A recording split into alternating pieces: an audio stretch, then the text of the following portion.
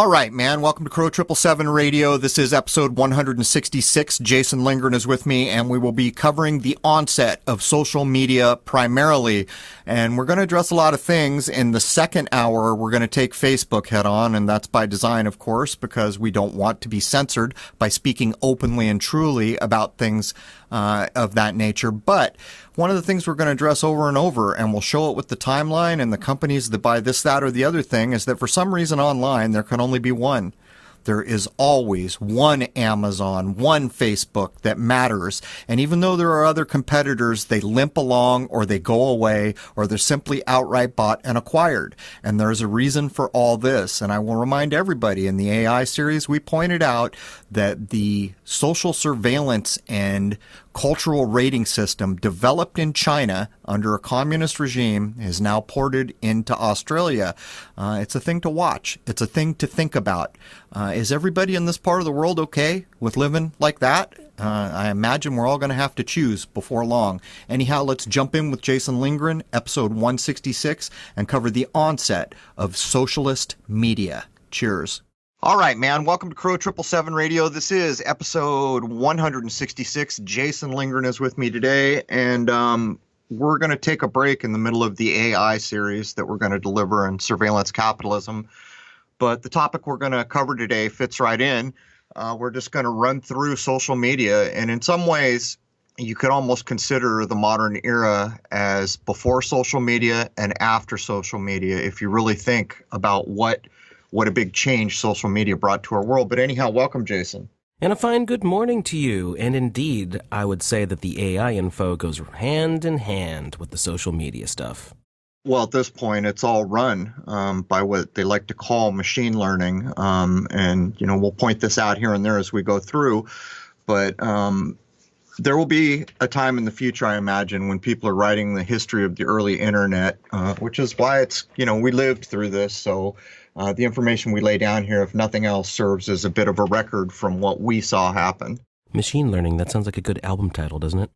That's what for some reason, they don't like to say. But what's funny, I was in a barbershop the other day, and I saw a commercial come on I think it was from Microsoft, and they were trying to tout the benefits of AI because it could now in microseconds find new flavors for your beer. It's the first, I'm not even kidding you, the first ad I've seen to kind of get people behind AI. And so they use beer, of course. Who doesn't like beer? And they're telling you now, because of AI, we have all these new flavors that we can put into your beer. And at the end, it was I don't know whether it was beer or Microsoft they're advertising, but the main point was love AI. It makes your beer better. And does it come from baby parts? That's one thing they didn't mention, oddly enough. But anyhow, I don't have a damn thing for the intro here, Jason. I've kind of backed off the computer for about a week here. No, the last thing we did was Jaronism Raw with Jaron and David Weiss. Yeah, we did some stuff on TFR. We were trying to just go out anywhere we could. And what was ironic is a lot of those shows wouldn't play back. I kept getting emails. But anyhow, let's just jump straight into this. Let's maximize our time here. Right. So before we start into the nitty-gritty here, let's just say that we're not going to name off every single piece of software, websites, apps, all of that have popped up since the invention of the home computer in this history of social media. Instead, what we're going to show are the important marker points for social media's sure and steady creation from the way back when, and how social engineering, of course, ties into it all. Well, there's a show, it's called American Gods. And at certain points, they're just putting it out there in your face, and they do a whole ditty on cell phones and social media to basically point out to you that you're tracking yourself. And the only reason I'm mentioning this is because before we had online things like social media, if someone wanted to know the amount of data they can know about someone back then, it would have took a team of people a lot of time to just know about one person. That's one of the main things social media changes, because if anyone's not aware, and it would be hard to imagine they're not, every bit of data online is collected now. The new kind of king used to be cash. Well, cash is not king anymore. Human data collection is what's king. But let's just jump right in here. What social media has done along with smartphones, is eliminated the need, at least an immediate need, for guys following people around in trench coats and sunglasses. They know what's going on in your life because you told them what you had for breakfast and where. That's a fact. Not only that, you told them exactly where you were when you did it. And another kind of ironic side effect of social media is it's one of these things where when it first happened, it was just such a great tool. All these people meeting each other, finding people they knew when they were young, that they'd been out of touch. All this was going on. But over time, it's completely changed into something else. And of course, like all good things, someone's got to get in there with a monkey wrench and continually make it worse and worse. But even the relationship portion of social media, slowly over time, it created all these relationships where it didn't really bring people together. They only know each other online. The face-to-face interaction of human beings was diminished as a side effect of this. There's a lot of irony in all this that we're about to cover. So, loose definition for social media: websites and applications that enable users to create and share content or to participate in social networking. Yeah, keep plugging. Go ahead. It's a generally accepted notion that human beings are social creatures, most of whom need some sort of social interaction for mental and emotional health. Social media taps into these needs to one degree or another, and with varying results and effects upon the users. So let's break down what social media sites would generally be used for. Provide a platform to meet new people and make friends, often across great distances, any of whom they most likely would never have encountered in any other way. You know, one of the things that we should point out here is it's gotten to a point where so much of social media is basically driven by a human being's ego. And anyone who wants to doubt that, think of a word that we have now that we didn't a couple decades ago called a selfie. That's case in point. But what people are missing about all of this is there was no real publicly available way to put so many images of yourself, everyone you know, everything you've done, and everywhere you've ever worked or been, or these types of things. So people should keep that in mind as we go across this dividing line that I'll just call post-social media days. We got it now. Allow users to join groups with others who share similar interests and subjects and can share thoughts and ideas in a single location that can be returned to day after day. And here's a prime example of what a great thing it was at first. People with similar interests could all gather together and do these things scot-free. But look what it's become. It's become a way for censorship to just choose large swaths of groups of people, and it's allowed all their interests to be tracked down to the finest infinitesimal period at the end of a sentence. And here's the terrible thing. On the surface, these are not bad things. A place for people to discuss similar interests, that's not a bad thing. No. It's the people and the mechanisms behind it that's the bad thing. And of course, they know people are going to want to use these things because it's pretty cool, and then they're going to use it for their own dark purposes. Yeah, that's kind of what's happened here. In the beginning, it was a brand new thing, and it gave people access to a lot of other people and information and common interest, but it has become something totally different. And, you and I were talking about that movie. What's that 80s movie? The Never-Ending Story, where the nothing is coming across. And in the AI series, we pointed out that the nothing has started in China, and it's already crept into Australia.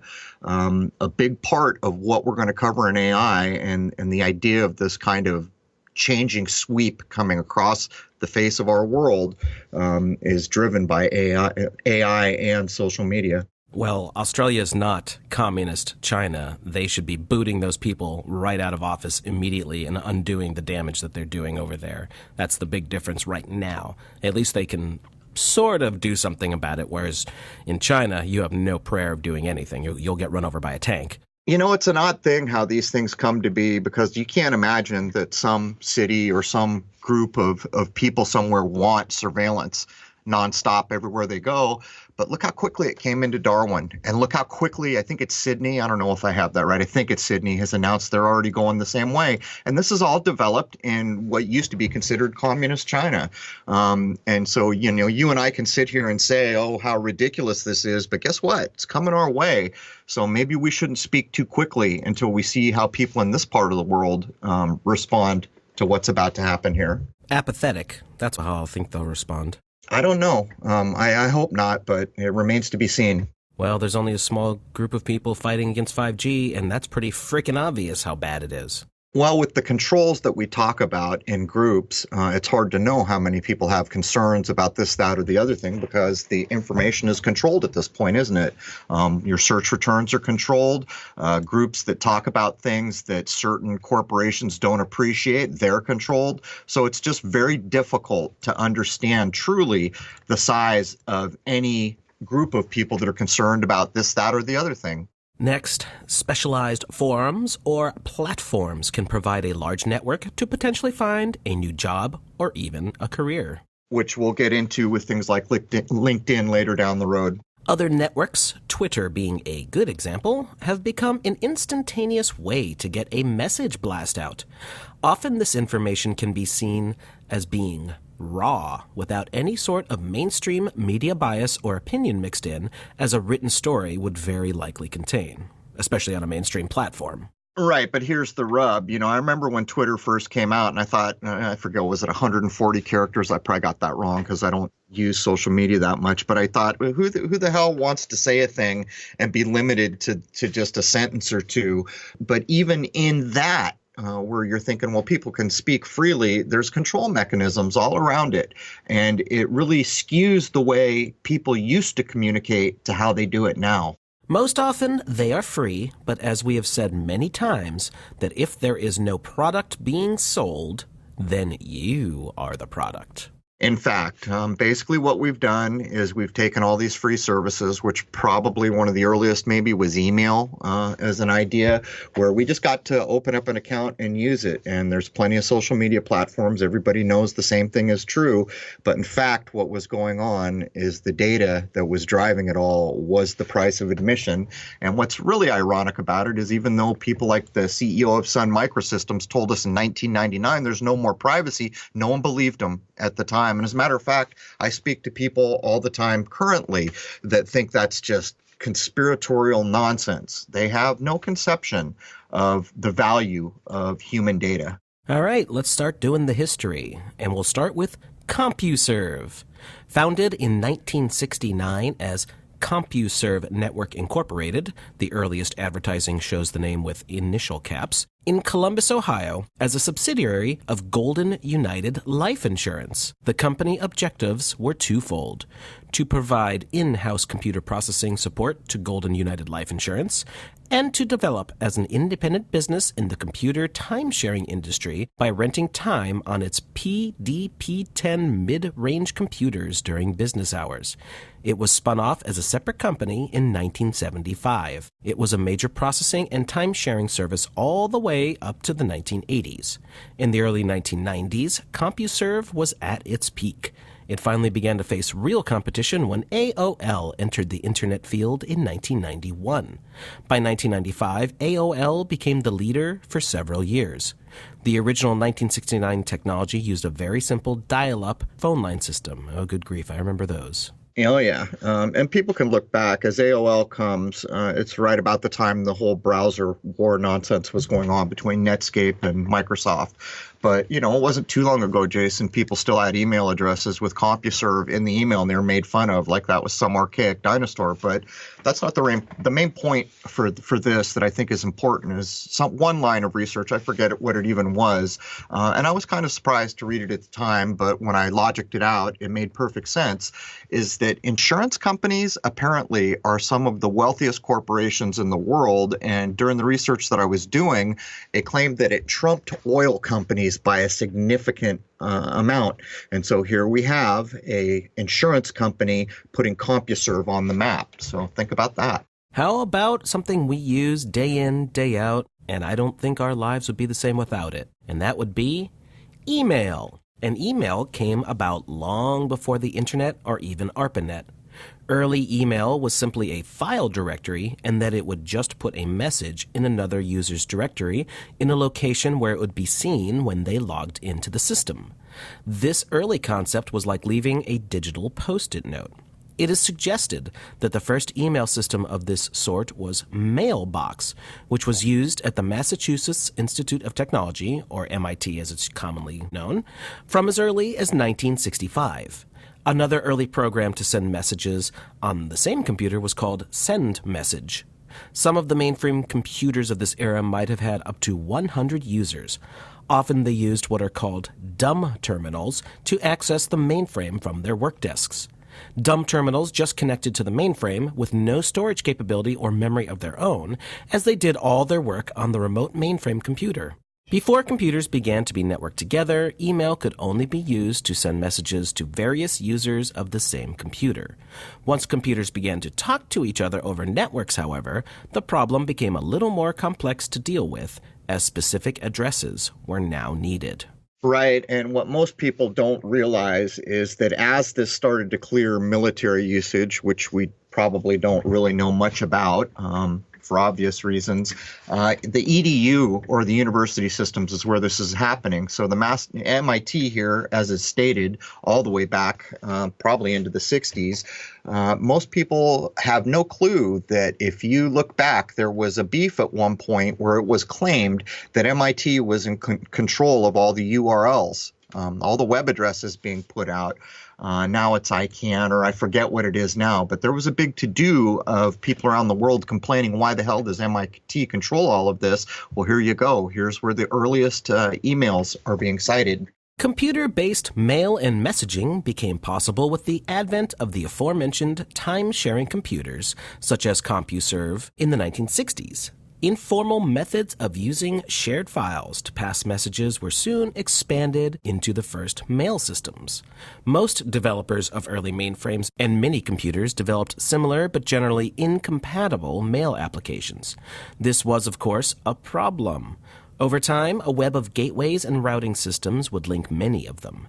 Many U.S. universities were part of the ARPANET, which was created in the late 1960s, which aimed at software portability between its systems. That portability helped make the Simple Mail Transfer Protocol, or SMTP, increasingly influential. What is considered the first real email is said to have been sent by computer engineer Ray Tomlinson in 1971, being a test message to himself. The email was sent from one computer to another computer that was sitting right beside it in Cambridge, Massachusetts, but it traveled via the ARPANET. Ray Tomlinson was working for Bolt, Beranek, and Newman, which was the company picked by the U.S. Defense Department to build the ARPANET. Tomlinson had been fooling around with two programs called SendMessage and ReadMail, which allowed users to leave messages for one another on the same machine. He applied the idea behind these programs to a third program called SIPNet, which allowed users to send and receive files between computers. The combined technology allowed people to send and receive files that could be appended between different machines. On top of this success, Tomlinson is actually better known for introducing the @ sign as the locator in email addresses. So I have problems with part of this. This is all acceptable history, of course. Anyone can look up these ideas. But we were told, or actually when I was getting my internet technology degree, and this kind of crosses over, we were told that ARPANET was busy getting the first email going, and that one of the main aims of electronic mail was to decentralize communications for the military. In other words, anyone who understands how email was put together was that it would go out in 1,000 directions or something, and the first packet that arrived, that would be the route used to get the message to where it was going. The idea behind it is if an entire city somehow got blown off the map, and I put somehow in quotes, it wouldn't matter because it's so decentralized, the message was sent in many directions. But here, the mainstream is claiming this is how it went. But I don't know if you can remember, Jason. I remember the first time we were ever able to put things like images into email. Good grief, yeah. Well, I remember how much of it was text all the way up until, at least the early 90s, I would think. I don't really remember the date, but it had to be in that ballpark when AOL was around, something like that, 94 to 96. I'm just guessing because I really don't recall, but I do remember it was a big deal. All of a sudden, you could copy images from anywhere and send them. But the problem, of course, back then was the size of everything mattered because you were on a dial-up modem and you were going down phone lines that had next to no bandwidth. So even though it was a big deal to do images, that they had to be like postage stamps. Well, right at the beginning of the 90s was when I was in college, and they at least had a decent speed to whatever system they were using at the time. I honestly don't know. But I remember they had this giant system at Wilkes University called the VAX system. It was a text-based thing and was connected to this giant dot matrix printer that people were always running things off of. But yeah, that was the first time I'd ever heard of HTTP : / and all that. And I didn't even know what I was typing at the time. Looking back, it's kind of funny. It's you don't even think about that anymore. Yeah, I too remember the first time I ever saw hypertext transfer protocol on a thing, and we're all learning what it meant then, but very few people are old enough to remember that what you're describing was what followed the old EDU systems where they were using the internet long before AOL, and they had these weird browsers, and I remember them, used them a couple times. Veronica, Gopher, there were no images as far as I remember. It was all text-based, but that's what kind of morphed into what you're talking about. I remember a lot of people playing games, too, that were completely and utterly text-based, just communicating back and forth, basically like an instant messenger almost sort of thing. And my friends all played it enough that they became wizard levels on everything, or whizzes, I think they called them. And I don't know, I just could never get into it. I just seemed kind of boring. But what was cool is they were able to dial into that system years afterward when everybody grew up, you know? Yeah, I remember the very same thing, and I used to be mystified why people would spend time with those things because you had to have one hell of an imagination. When I saw it, it was just like, man, that's more trouble than it's worth. Throughout the 1970s, networking technology was continually improving. By 1974, there were hundreds of military users of email because ARPANET eventually encouraged its use. Email caused a major shift in the ARPANET's purpose. Also in 1974, Larry Roberts invented email folders to make mailing over the computer a bit easier and more efficient. In 1975, John Vitale developed some software to organize email. By 1976, email had really taken off and commercial packages began to appear. Within a few years, 75% of all ARPANET traffic was email. By the end of the decade, we arrived to 1979's Usenet that allowed users to communicate through a virtual newsletter. So much of this doesn't jive with what they were claiming was correct when I was in school for internet tech. They claimed that ARPANET had been using some version of something like email for quite a while in the decentralization idea that I just explained a moment ago. So it's hard to know, but this is what history records as correct. Well, we also know there are black ops things going on, going back probably all the way to the beginning of the 20th century, maybe even earlier.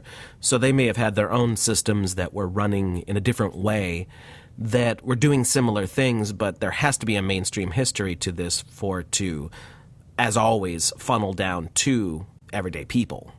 Right. What I would have recalled before the research for what we're doing now came out is that it was at the latest or the early 60s or something, the claim that ARPANET had some kind of a decentralized messaging system. These things are hard to know now. Once we get into the 1980s, home computers were becoming more common and the capability for real social media was becoming a reality. The concept of the bulletin board system, or the BBS, began to show up. A BBS is a computer or an application dedicated to the sharing or exchange of messages or other files on a network.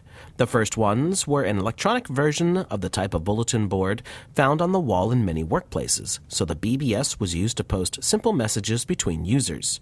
The BBS became the primary kind of online community through the 1980s and early 1990s before the World Wide Web arrived. So I can recall when I was in Japan in the Marine Corps in the late 80s, the first gunnery sergeant to install a computer and begin to input all the comm devices as a new way to track all that stuff instead of using paper. And at the same time, there was one early adopter of the technology, and this is late 80s, bear in mind, where one of the people where we all lived, where all the Marines lived, actually had a computer, and it was a brand new thing. So even in the late 80s, this was not widespread, but it was catching on, and it would pick up speed as it caught on. I think it was my junior and senior year in high school, I actually discovered bulletin board systems because my friend had lent me his 300 baud modem for my Atari computer, and I was able to hook the phone line of our house into that and dial into a music board system that someone had set up, and it was actually pretty cool for the time. It was It felt like I was doing something very groundbreaking and new and modern and that kind of thing. You know, the bulletin boards were very early on, and I can still to this day remember the first time I spoke to a childhood friend who was in Northern California on some AOL messaging system. And it was the first time I ever saw someone type in real time, and there it was on my screen. And I remember being blown away by it. But I was pointing out, the only reason I mentioned that is because by the late 80s, computers were really still trying to catch on and be useful in some way. In 1986, listserv is introduced. It was a mailing list to allow users to contact multiple users in one email, a concept that is commonplace today, but quite revolutionary at the time. Later on in the decade, we have Internet Relay Chats, or IRCs, first being used in 1988, which would continue to be popular well into the 1990s when the World Wide Web is launched. As the 90s wore on, regular usage of the internet would become a common daily thing on the home computer.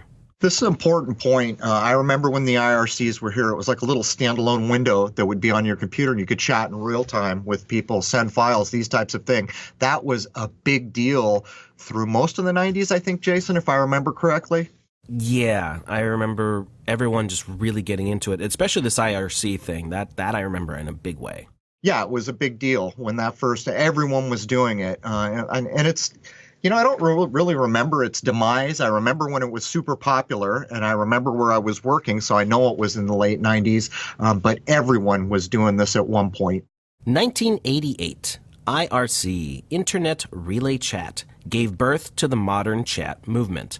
IRC is the most widely used internet chat system, and as seems often to be the case with internet technologies, it was invented by a graduate student, this time from Europe, named Jarkko Oikarinen, hopefully I didn't butcher that too bad, at the University of Oulu, Finland.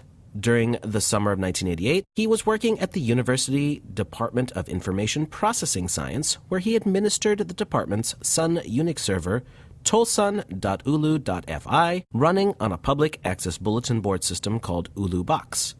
Partly inspired by Jyrki Kuopala's RMSG program, and partly by BitNet Relay Chat, he decided to improve the existing multi-user chat program on Oulu Box called Multi-User Talk, or MUT, written by Jukka Pil, itself based on the basic talk program then available on Unix computers.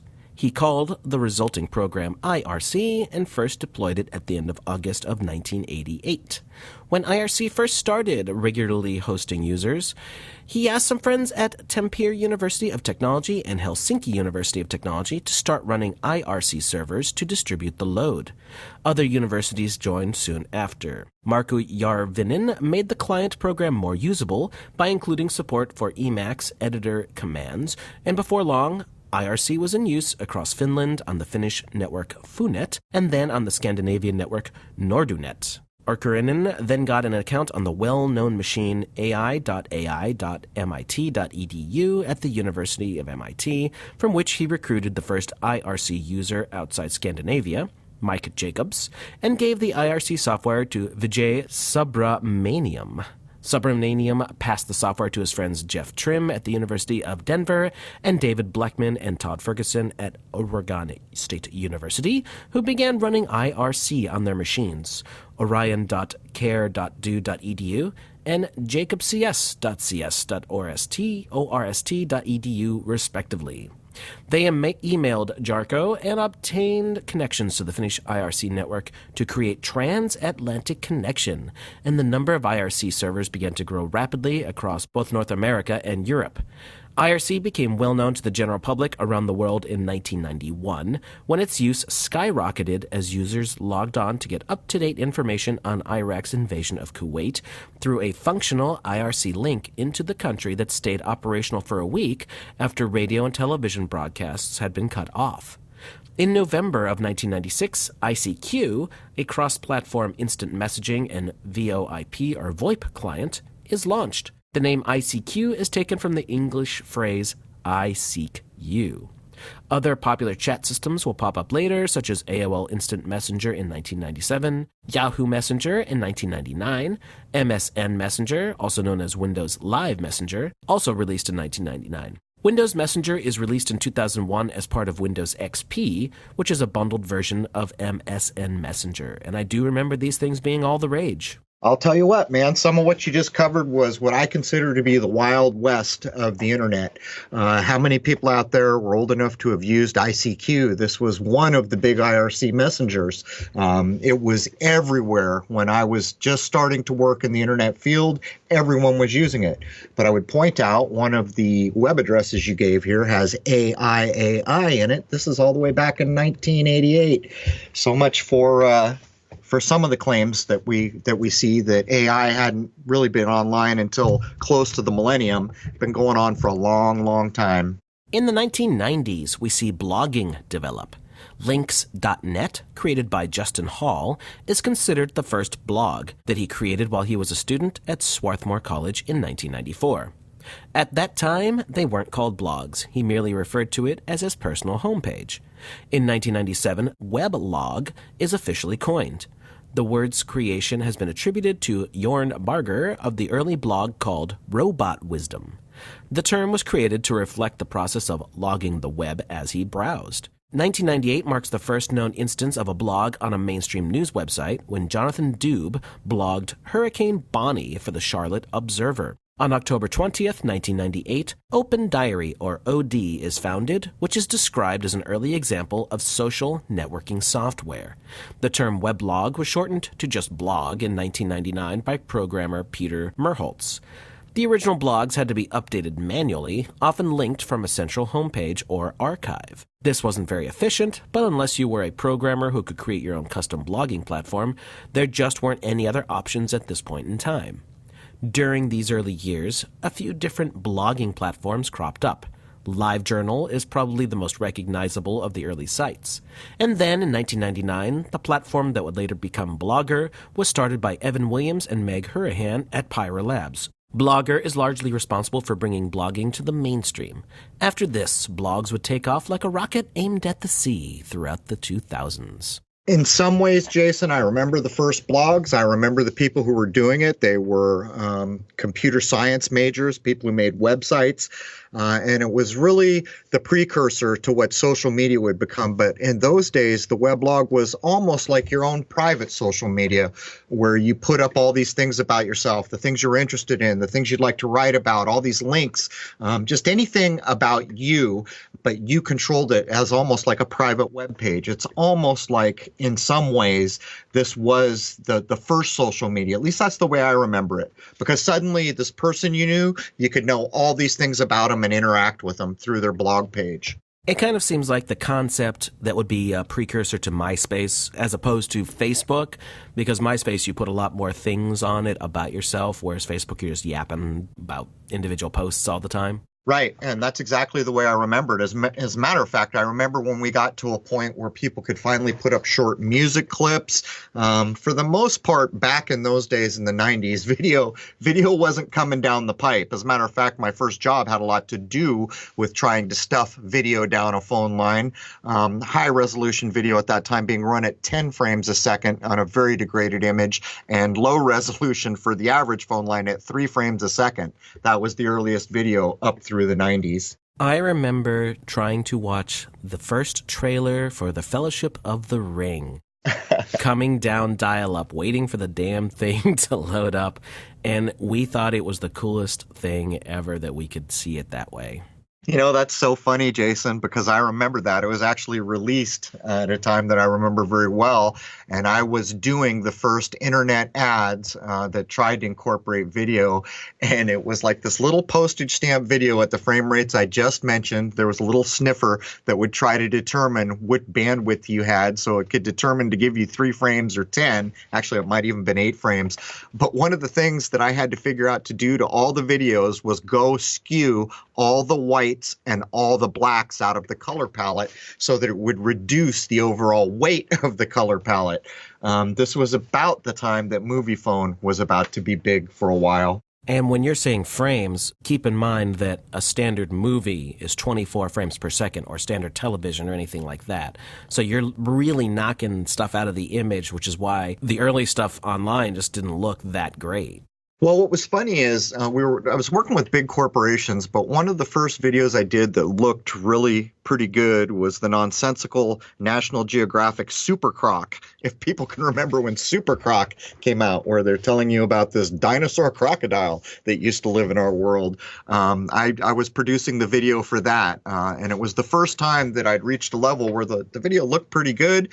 But then again, go ahead and try to compare it to, what we look at now, night and day. Oh man, I was watching 4K video on YouTube yesterday. Exactly my point. Yeah, I mean, you're talking about a video window in a banner ad that might have been, I don't know, 50, 60 pixels tall. 1994, The Palace, also known as Palace Chat, Chat Palace, or just Palace, is a computer program to access graphical chat room servers, called palaces, in which users may interact with one another using graphical avatars overlaid on a graphical backdrop. The software concept was originally created by Jim Baumgardner and produced by Time Warner Interactive in 1994 and was first opened to the public in November of 1995. While there's no longer any official support for the original program, a new client has been developed and is actively maintained today. Of all the things we cover, I don't remember anything about this, Jason. I don't know if you do. I don't remember this one either. Nope, not a thing. 1996, Bolt.com is opened. It is considered the first social networking and video website and was active from 1996 until its final demise in 2008. That's so funny. Here we are in 1996, really the wild west of the internet days. And nobody at this time has a clue that in a mere 4 years, everything about everything is about to be different. 1997, what is considered the first real social media website. 6degrees.com was a social network service website that lasted from 1997 to 2000 and was based on the web of contacts model of social networking. It was named after the 6 degrees of separation concept and allowed users to list friends, family members, and acquaintances, both on the site and externally. External contacts were invited to join the site. Users could send messages and post bulletin board items to people in their first, second, and third degrees, and see their connection to any other user on the site. It was one of the first manifestations of social networking websites in the format now seen today. 6 Degrees was followed by more successful social networking sites based on the social circles network model, such as Friendster, MySpace, LinkedIn, Zing, and, of course, Facebook.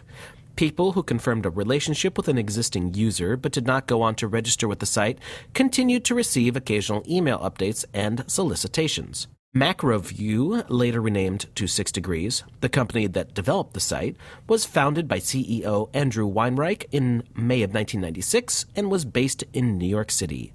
At its height, 6 Degrees had around 100 employees, and the site had around 3,500,000 fully registered members. The site was bought by Youthstream Media Networks in December of 1999 for $125 million. 6 Degrees shut down 1 year later in 2000, then was brought back up a few years later. When I went to the web address, it did indeed work, although I was a bit disappointed that the main page contained multiple spelling and grammatical errors, so it doesn't seem like it's very well maintained. This is where the tale of the modern internet is starting to emerge. And the moment you dated it and said that it was around until 2000, you immediately understand that this is part of the dot-com bubble. Then later on, when you say the insane amount of money and the huge number of users, you realize what's going on. But you see, to me, this is all just corporate engineering. How is it that there can only be one Facebook? Why can't there be 10 or 20 of them? Do we only have one kind of supermarket in the world? No, we have Ralph's. We have all these different kinds of supermarkets, but online, that does not seem to be the way the corporations allow it to work. And so look at the number of users. 3,500,000 fully registered members, and yet it can't make it. And someone supposedly pays $125 million for it, and it shuts down a year later. And what do we have now? We basically have Facebook. For some reason, hint, hint, hint, there can only be one. 2.6 billion users on Facebook, by the way. There can only be one. Greetings, Highlander. Yep. September 18th, 1998. The MoveOn.org domain name is registered and the site begins. It was originally set up as an email group passing around petitions opposed to the impeachment of Bill Clinton, a notion that was being pushed after the September 11th, 1998 release of the Independent Counsel Star Report. Oh, on September 11th. Huh. Wonder what this is all about, Jason. Can anyone out there put one and one together? The site later went on to promote general internet activism, including the opposing of U.S. military actions, supporting Democratic candidates in the United States, as well as fundraising campaigns. It is considered a forerunner of the numerous similar social media campaigns all across the political world we see today. Just for researching sake, I checked it out, and it was all pretty social justice warrior-y. It was not someplace I'd visit intentionally. Could you imagine sometime in the future reading the histories that will be written later and living in a timeline where they're true, and you look up the word psychological operation and moveon.org is the example used? Anyhow, Jason. The previously mentioned blogging site LiveJournal is founded on April 15th, 1999. It is considered a social networking site built around the idea of constantly updating blog posts. The site encourages users to follow each other as well as create groups that can also interact with each other. It is currently under a Russian company's ownership and therefore must conform to Russian laws. And like so much of the internet, geography is playing a larger role every day. There was a time in the Wild West of the internet where if you were in a country and you could get online, you could access damn near anything you wanted. Those days are long gone. And as a matter of fact, you will notice one thing about like a lot of emails from Russia these days. You get spam from Russia and you can't unsubscribe. You're told, oh, the part of the world you're in will not allow you to hit the server to unsubscribe. This is the wholesale undoing of supposedly what the original internet was for, to connect a world. And yet what we see now is geography is maybe the biggest factor in what you can see, what you can search, who you can search, and everything else. And this bullet point says that in spades. And by the way, we're talking about 1999 here. As far as today, get a VPN, folks. It helps a lot. Yeah, even, I would say absolutely. I just got an email from someone in a certain part of the world. I guess I won't mention the geography. I can't watch Shoot the Moon. They're saying it's blocked in my area. And I said, well, I know other people in your part of the world that use a VPN to watch the film, so do that. But even things like VPN, when enough people do it, you got to imagine they'll figure out a way to screw with that too. After Y2K comes and goes without even a whimper, Lunar Storm is launched in the year 2000. It was a Swedish commercial advertisement-financed social networking website for teenagers, which was also available in the United Kingdom before 2007.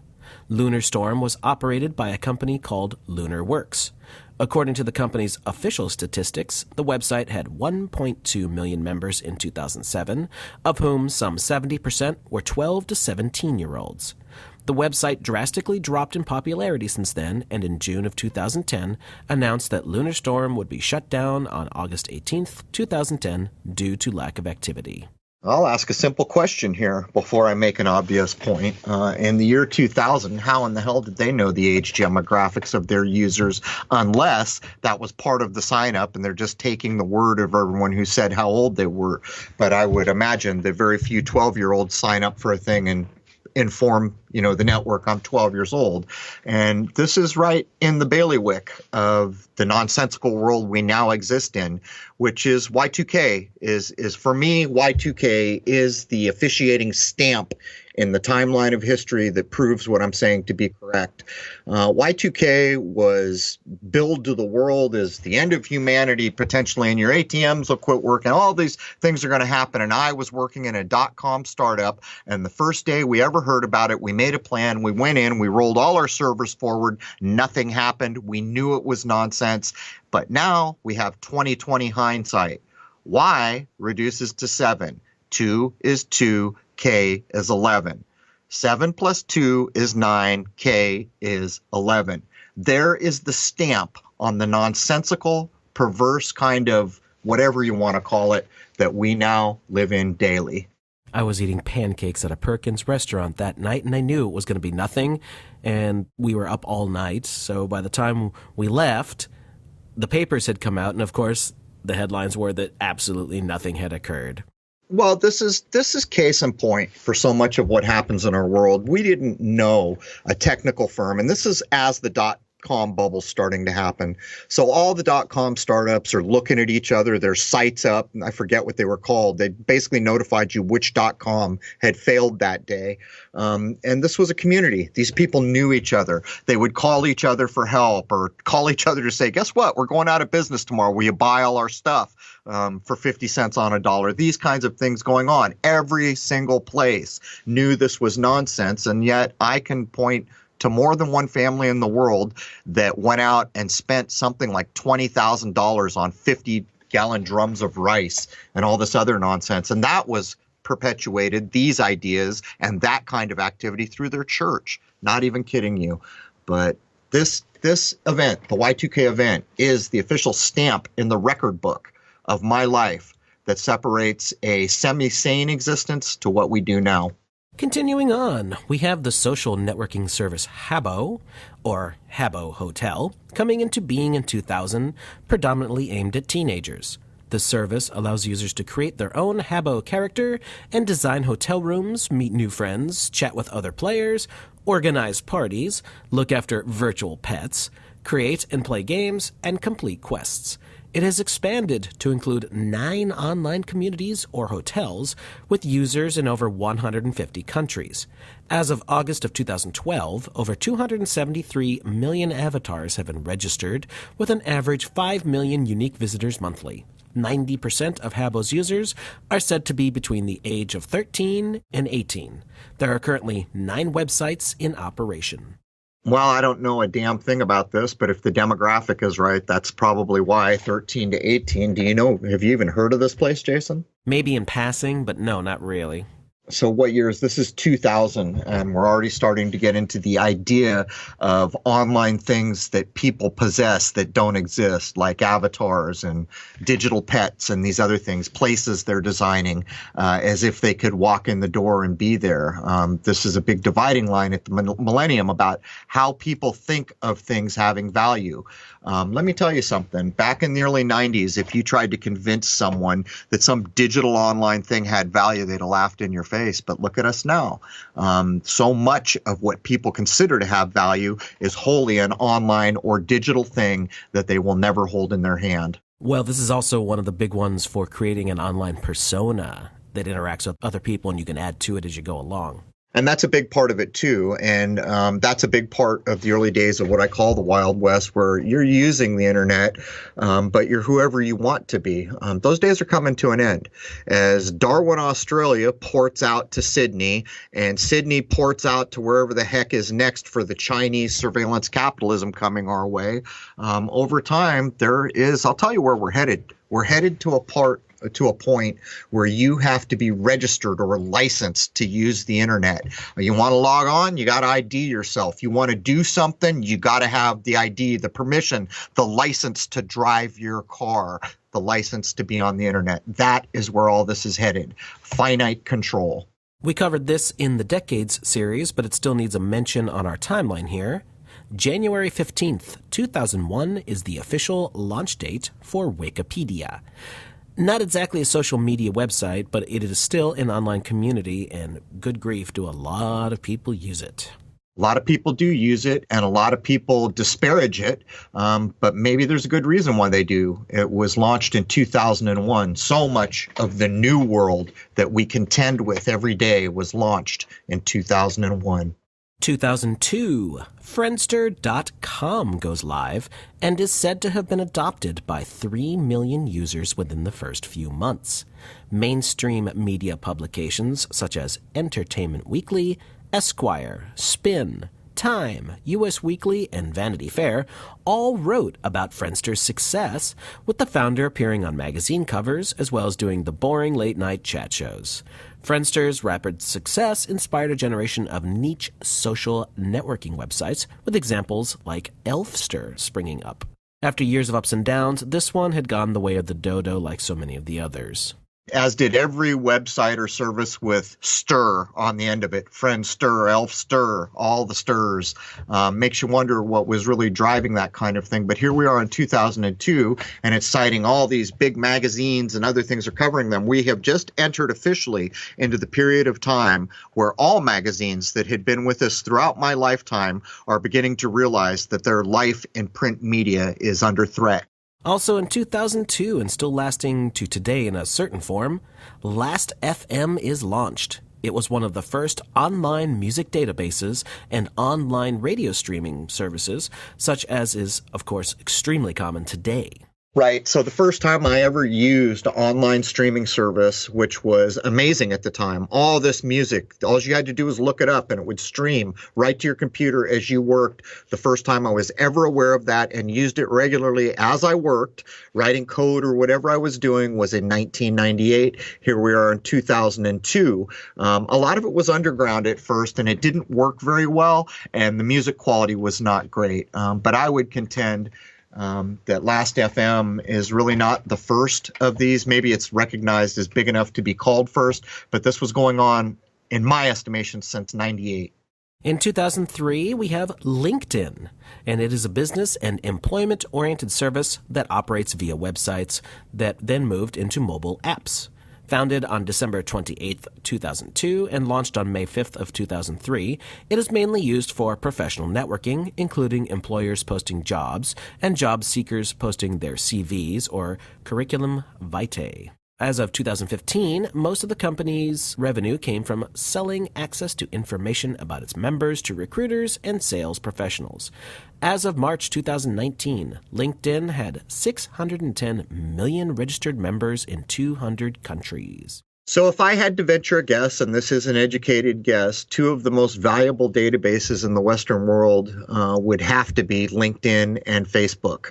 And that's for obvious reasons. Think of the finite, accurate information that is posted on a place like LinkedIn, where you might find people on Facebook fudging this or that, or trying to use images that make them look better, or lying about things. A place like LinkedIn, this is less so because it's all about business and employment. So from my educated guess standpoint, I would estimate that LinkedIn database in the era of human data collection, which is the new currency, is one hell of a valuable thing. In May of 2003, the image sharing site PhotoBucket is launched. Now there is an online community for people to post millions of pictures of their kitty cats. Another similar site pops up in 2004 called Flickr. I remember all this very well, and what you're looking at this little timestamp in the historical timeline called 2003 is things are about to rev up. Now people are getting ready to watch video, post images of any kind, stream music. It's really, the internet is becoming a wholly more developed thing around this era. And our last point for Hour 1, June 23rd of 2003, Second Life, an online virtual world that was developed and owned by the San Francisco-based firm Linden Lab, is launched. By 2013, Second Life had approximately 1 million regular users. At the end of 2017, active user count totals between 800,000 and 900,000. In many ways, Second Life is similar to massively multiplayer online role-playing games. However, Linden Lab is emphatic that their creation is not a game. There is no manufactured conflict, no set objective. It's ironic they call it Second Life, because in this period of time, what you did on the internet could very well be described as a second life. It wasn't necessarily you or your identity or anything about you. It was how you acted online. But I'll state for the record again, these days are going away. These days are going to be a thing of the past, and I had to take another educated guess sooner than we all think. There will come a point when everything about the internet is controlled, where your identity is your passport, where social rating systems are attached to everything you do and say. And the only reason I'm bringing this up, and it will occur again in more of the AI series that we do, is can you imagine people who are now roughly 20 years of age who have never known a lifetime before the internet? These people have interacted with all these tools that we've been outlining and others that have put a complete snapshot of nearly every second of their life, where they were, who they did it with, who they knew, everything. And that includes every comment they have ever uttered online. All these things are going to be conglomerated at some point in the near future, if it's allowed to happen, to create your social rating. Happening in China, ported out to Darwin as a poke in the eye to let everyone know what the evolution of the internet will be for the Western world, and said to be on track to go into Sydney, Australia soon. So people need to think about these things. And I would ask a simple question as we wrap up hour one of episode 166. How have you conducted yourself online? Would you be proud to put your face on all the things you've said and done, all the content you've reviewed, all the websites you've visited? Because those are all known things. Whether you want to admit it or not, they are all known things. And as a matter of fact, they can be tied to your real world identity now. So even though we act like there's some modicum of detachment from who we really are and who we are online, it's a farce. And by the way, that's going to be codified in short order if the powers that be get their way. You will actually need to be you, real world you, to go on the internet and use services. But we're going to get into a bunch of things in hour two that were pushed into hour two for good reason. And this is a bit about what we're talking about. A few years ago, I could say anything I wanted online. And even though I never harm anyone, that's not the case anymore. My content will be pulled. I will be issued strikes. I will get warnings. Any number of things will happen now as the lockdown and control of the internet creeps forward. Let's be honest about one thing before we sign off for hour one. A lot of people, too many people, are complete cowards, hiding behind their keyboards and say and do things that they would never have the guts to do if they were standing in front of you in person. Well, let me tell you something, Jason. They're going to own it sooner than they think, if things continue in the way they will. You know, in some ways, you could legitimately state, people look over at what we like to call communist China in this part of the world and say, damn, what's wrong with those people? All the surveillance going on and all these social ratings tracking everybody's phone. Why don't they stand up against it? Let me tell you something's going on here now. All those things you've done online that you think are not attached to you, I got news for you, brothers and sisters. It is attached to you.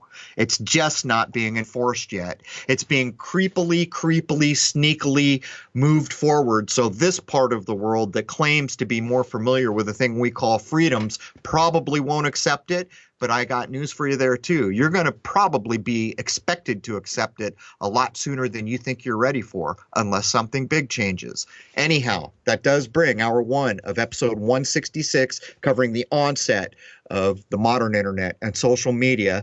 And we're going to cover many things in hour two that most people should have in the front of their mind every time they logged on. Anyhow, join us over at crow777radio.com for hour two. And let's get into some things that every human being who uses the internet should know. Cheers.